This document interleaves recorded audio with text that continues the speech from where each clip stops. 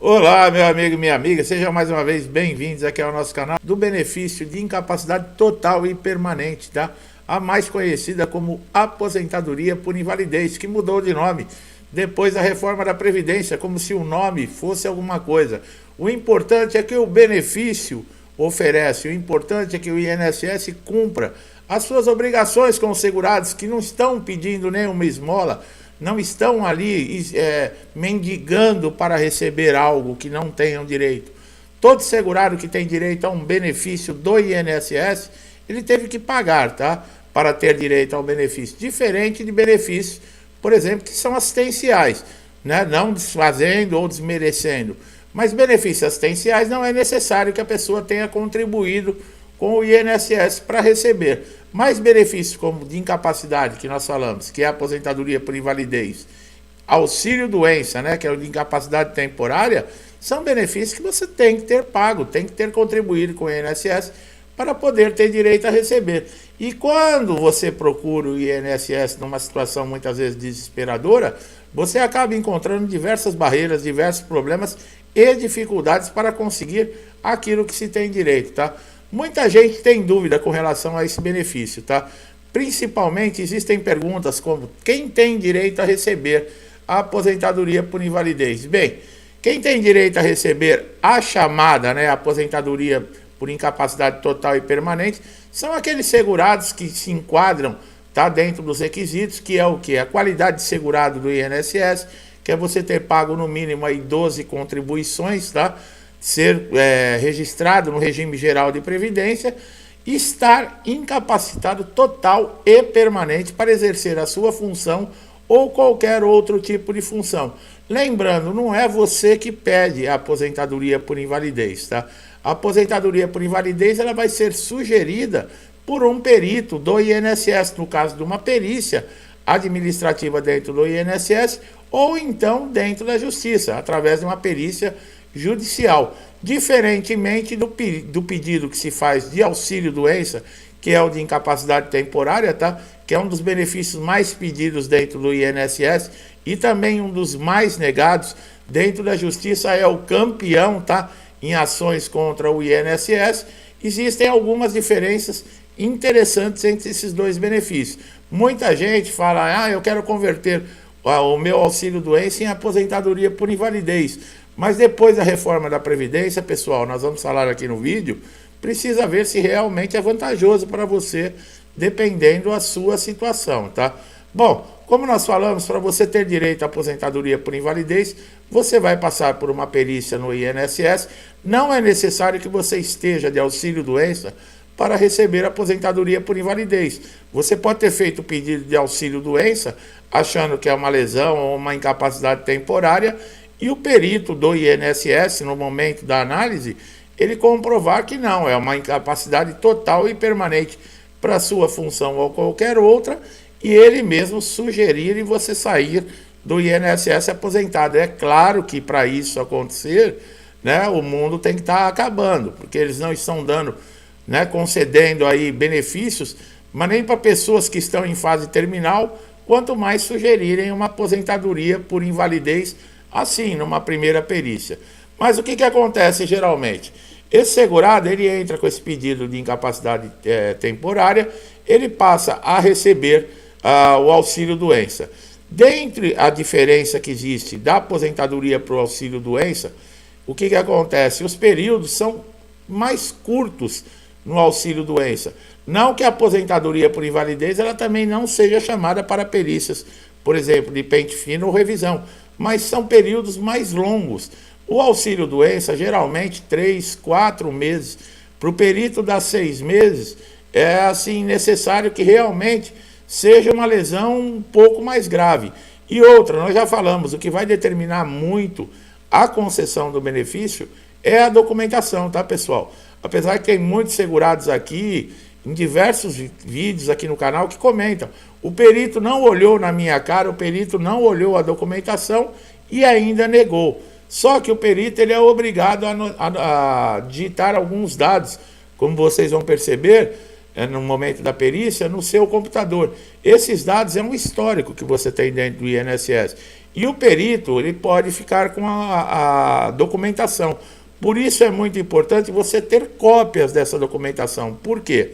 Porque amanhã ou depois, se você precisar contestar, houver necessidade de você entrar nas vias judiciais para conseguir garantir o seu direito, você tem toda a documentação necessária para comprovar que naquele momento você está incapacitado. Então, o que acontece? O perito vai fazer essa análise, vai digitar. Se o perito negar numa primeira perícia, né, o primeiro pedido for indeferido, quer dizer, ele não concedeu, ele não comprovou que você está incapacitado, você pode pedir uma reconsideração, que é uma nova perícia, tá? Você tem esse direito. Como é que se faz isso? Ou você faz pelo portal Meu INSS, ou pelo telefone 135. O portal Meu INSS, nós sempre falamos que é uma ferramenta de suma importância para todo segurado. Lá você consegue resolver problemas que antigamente você era obrigado a comparecer numa agência do INSS, ter que se deslocar, às vezes, longe da agência, e você perdia o dia inteiro, muitas vezes você não conseguia resolver um problema. Hoje, através do portal, você resolve tudo da sala da sua casa, através do seu smartphone, de uma forma fácil, de uma forma muito simples. Então, é importante você ter essa ferramenta. E uma das coisas que são importantes é você poder, nesse caso, fazer esse pedido de reconsideração, fazer um pedido de prorrogação do seu benefício. A prorrogação é aquela que você já está recebendo o auxílio-doença e está chegando a data de cessação do benefício, mas você ainda não está recuperado, precisa de um tempo maior. Através do portal Meu INSS, você consegue fazer o pedido de uma prorrogação. Essa prorrogação ela pode ser feita por 3 vezes, tá, pessoal?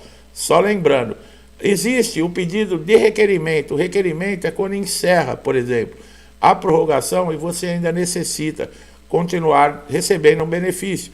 Você pode fazer um pedido de um requerimento, vai entrar em análise. A última instância de recursos dentro do INSS é a junta de recursos. Mas quando chega nesse caso, é aquele negócio, né? Você não precisa ficar aguardando, por exemplo, o resultado da junta de recursos, da avaliação que vem do INSS, para procurar as vias judiciais, tá? Mesmo você entrando nas juntas de recursos do INSS, você já pode acionar a Justiça. A Justiça Federal não precisa de advogado. Você mesmo pode levar toda a documentação e entrar com uma ação, tá? Conseguir lá abrir um processo contra o INSS. Com o advogado fica tudo mais fácil, né, pessoal? O advogado ele conhece os caminhos, ele sabe as leis, mas caso tem muita gente que reclama, os honorários que os advogados estão pedindo é muito alto, tá? Apesar que existe um tabelamento, não é assim, o advogado pede o quanto ele quer. Ele tem um limite lá, por exemplo, para pedir, vamos colocar 30%. Vai de um advogado para o outro, um acordo que você possa fazer, dependendo do valor que você tenha. Por quê? Quando você entra com uma ação na justiça, né, nos casos de INSS por negação de benefício, e é reconhecido o direito, você tem todos atrasados para receber. O que são esses atrasados? É desde lá daquela negativa que o perito deu no seu primeiro pedido, pode passar 2, 3 anos. Se a justiça reconhece que você tinha direito a receber o benefício, você recebe todos esses atrasados. Então, isso para o advogado também é muito interessante. Então, há sim possibilidade de você negociar com o advogado, tá? No caso de aposentadoria, os advogados costumam cobrar aí 3, 4, né, aposentadorias, os primeiros recebimentos desse segurado, como cobrança aí dos seus honorários. Você também pode negociar, tá? Para tudo tem jeito, né, pessoal? Só não tem para morte. Mas dentro do INSS, muitas vezes nós encontramos esse jeito, né? Também nós não podemos morrer, também não podemos matar. Apesar que muitas vezes a gente fica com vontade, né? É que nem as nossas mães faziam antigamente, né? Se você fizer tal coisa, eu te mato. Só que elas nunca nos mataram, né? Não é à toa que nós estamos aqui. E nós também, de vez em quando, nós temos vontade de fazer isso com alguns funcionários públicos e políticos aqui desse país. Mas nós não vamos complicar nossa vida por causa disso. O que tem de diferente também dentro da aposentadoria por invalidez para o auxílio-doença? A mensalidade de recuperação. Se você é aposentado por invalidez há mais de 5 anos e você recebe alta do INSS, porque o seu estado de incapacidade ele melhorou, ou você não tem mais a deficiência ou o problema que tinha, você tem direito à mensalidade de recuperação. Você vai continuar ainda recebendo por 18 meses o benefício. 6 primeiros meses você continua recebendo integral, do normal que você recebia. A partir do 7º mês até o 12º mês, você vai receber a metade, e do 13º mês ao 18º, 25%. Diferente do auxílio-doença, que quando você recebe uma alta, você só vai receber aqueles dias que o benefício ficou ativo. Tá? A partir do encerramento, você não tem direito mais a receber. Outra coisa na aposentadoria por invalidez é os 25% de adicionais para você, no caso aí, que precisa de um cuidador. Tá? Tudo isso, pessoal, esse adicional, ele não é simplesmente você requerer ele através do meu INSS.